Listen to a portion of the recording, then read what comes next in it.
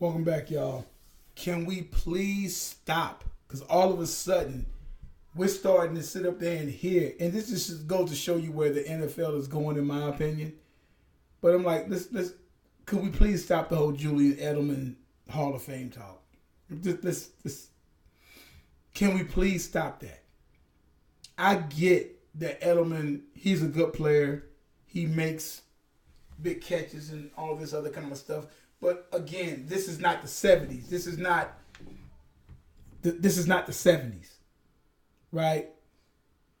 Julian Edelman, in the 10 years that he's played in the league, Julian Edelman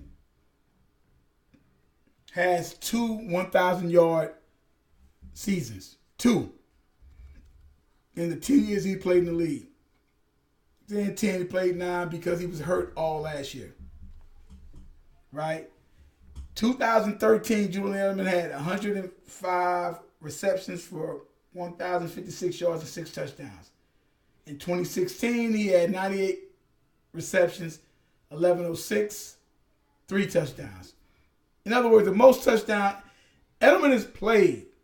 This goes to show you the brilliance of Belichick, where everybody keeps trying to give everything to that of Brady, when it's the system. This guy has built a system. Nobody really paid attention to no slot receivers until Wes Walker, until he made Wes. Nobody even knew what Wes Walker was. Come on, you guys. I don't know. I mean, any guys that got any comments, if I'm saying something wrong, then you tell me down in the comments, and then we go back and forth. Nobody was paying attention to no slot receivers. Not them guys. You don't even hear the talk about Wes Welker being a Hall of Famer, who Wes Welker, I think, has 50 touchdowns in his whole career. Edelman has 30. Wes Welker led the league 3 times in receptions. Went to, I think, 2 or 3 Super Bowls, 2 or 3. Lost them all. His last one was with Denver.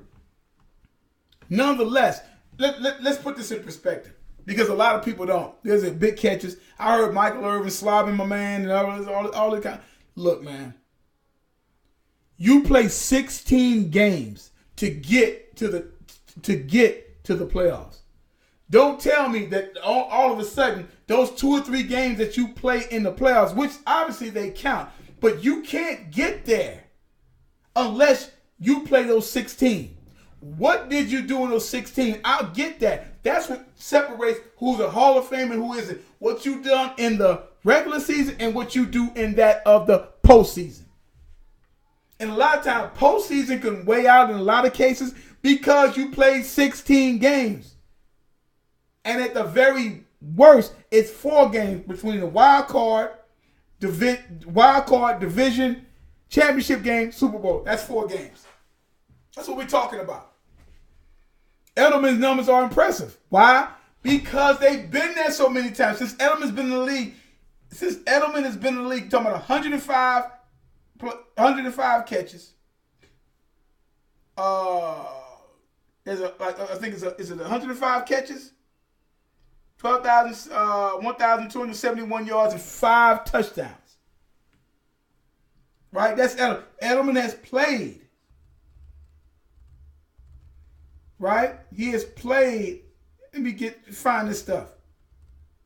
In the playoffs alone,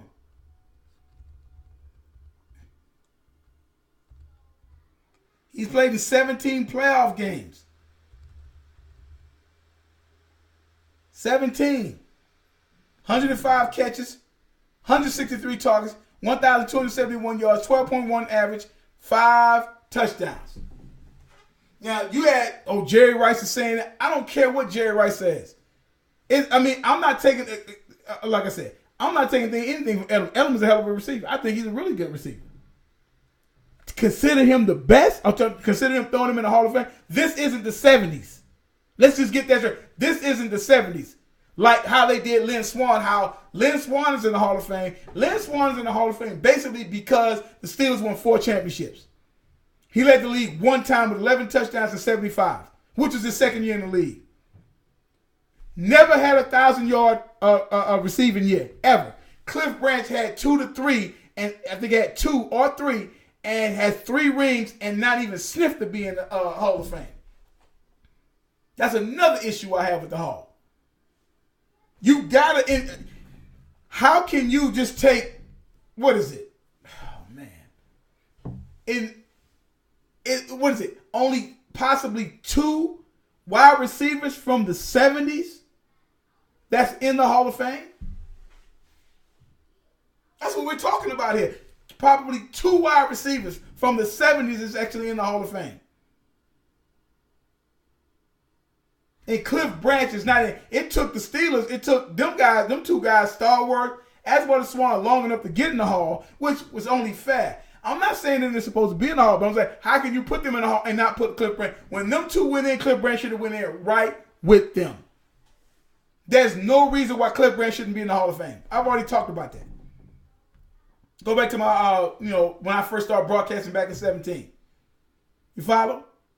There's no reason for it not to be that way. But you want to talk, so Edelman is playing in this league here now. In the 2000s, 09 and stuff like 2009. And his stats are pedestrian when it comes to that. They're pedestrian. He has 2 rings. I give him that. He's a tough guy. He makes tough catches and stuff like that. But then if you're going to put him in there, you got to put Wes Welker in, because Belichick started that whole thing with this slot with that of Wes Welker. So before you talk about Edelman, you need to be talking about Welker, if anybody. Between him, Welker, Edelman, Amendola, and all them guys. Other than that, who else from the past have done anything? So Edelman, he's getting. I heard Michael Irvin. He's getting ready to pass. We got to talk about consideration. Come on, bro. I mean, I get you trying to, pat my man on the back or whatever like that. That's cute and all that, man. But I'm like, come on, man. You have to play 16 games to get in the playoffs. What did you do in the playoffs? Let's see what Julian Edelman did this year in 16 games. What was his thing in 16 games this year at age 32? 74 receptions for 850 yards, 6 touchdowns. 6. Now, people say Brady says this. Brady says whatever he wants because his hand is on the ball all the time. So he's going to get all the accolades. He's going to get the yards. He's going to get the touchdown. He's going to get all that. That's the way this game is rigged. But to be trying to talk about this guy as a Hall of Famer and Jerry Rice saying, I'm not taking nothing from his attributes. Don't sit up there and say this guy's a Hall of Famer. Don't say that. Don't say that because his numbers don't add up. Like Chris Carter say, at least 1,200 yards, 100 touchdowns. Okay, that's basically what get you in. This guy don't even have that. Edelman has 30 touchdowns in 10 years of playing football. 30. He don't have much longer because Belichick, before you get too old, he will let you go first. So he don't have much longer left with the Pats. You better not start asking about money because he's gone.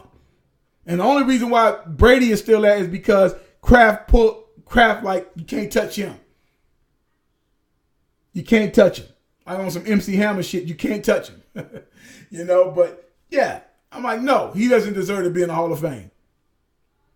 Based on what has he done? Show me. Come on, man. You're talking about something like 5,390 yards, 30 touchdowns. He got 2 rings, fine. So, all right, then. So, go ahead and put Robert Horry in. Because Robert Horry had like 6 rings? 6 rings between that of the Lakers, and San Antonio Spurs in basketball? Come on, man. Hey, stop it. Stop gassing that dude up like that. Stop it. You know what I'm saying? So no, he doesn't deserve to be in the Hall of Fame. He does not deserve to be in the Hall of Fame unless he comes back between 19, 20, 21, and at least 22 and put up 1,200 yards per and come up with 70 more touchdowns in the next 4 years and about 1,000 yards receiving and a ring or 2 then we can go ahead and talk. But I don't see that happening. Ain't going to be that many New England Pats because that's not the way the Pats are built to have Hall of Famers. Ty Law on the fence, Richard Seymour on the fence. After that, it's Brady, Belichick, dude. And of course, Gronk. Because Gronk, that's what, like I said, again, to show you the brilliance of Belichick between that of what having Gronk and Hernandez, tight ends. You talking about somebody that had the top, if you wanted to say top 10 tight ends in the game, he had 2 of them at the same time, getting money and winning. Hernandez, tragic, but it is what it is.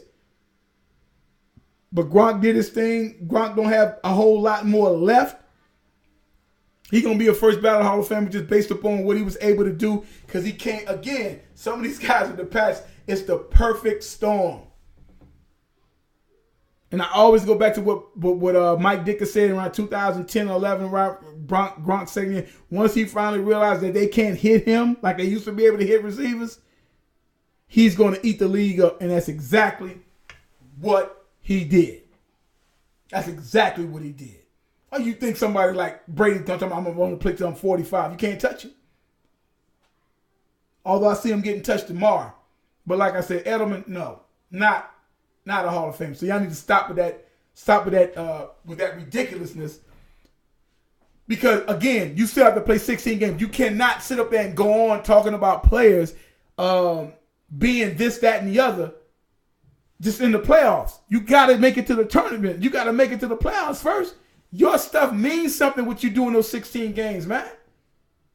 Okay, you got 3 or 4 games to shine. I've seen guys shine in 4 games and then fall off the face of the map on the regular season. I know old count where got that you straggled in that and you end up having a good game. It's easier that way. Especially if you're on a team that's a winning team where you got probably one of the best coaches that's ever done it. So yeah, y'all need to cut that out, man. Y'all need to rethink that, cut that out, and stop sitting up there saying that guy's a good player and everything like that. He means a lot. He makes big catches and stuff like that. But just because you make a big catch does not mean that that's what you're supposed to be able to do. With Lynn Swann, he can kind of play that off because, again, when you talk about the Super Bowl era, you think about it real closely. When Lynn Swann did the things that he was doing, when Steelers did the things that they was doing, the Super Bowl was still in its infancy stage. It was just coming to the really modern type time by the time the Steelers came into play. You start having more African Americans playing the game by the time the 70s hit that started coming into that. You follow what I'm saying? The game started changing a little bit more. But yet the Super Bowl era was still mad young. Your first Super Bowl was played in 1967. So you think about 10 years later, 1977, and we're going to go by the year when the Super Bowl was played. Okay? So 1977, you got that of the Raiders and that of the Minnesota Vikings. Different game, man. Different game. The game was different. But it was only the Super Bowl was only 10 years old at that time. So you think about in the midst of it being 10 years old, the Steelers had already won twice. So as time keeps going on, so by the time the Steelers and winning the 4 Super Bowls in the 6 years that they won it, right? The Super Bowl was only 14, 15 years old. So, of course, Lynn Swann is known for Super Bowl 10 and what he did then. That's what he's known for. Everybody knows that. I remember that Super Bowl. I was a kid. I was 8, 9 years old. That was the bicentennial year of the country and getting its independence. So I remember that case against my Cowboys. He used he used Mark Washington. You follow? And that was his best year, basically as a pro, because he had 11 touchdowns that led the league that year. Swann never had a 1,000-yard receiving year ever, and only played 8, 9 years in the league. That's why it took him so long to get into that of the Hall of Fame. So you got to look at stuff like that, man. Can't be giving out these things willy-nilly, man. All right? I'll be back in a few minutes.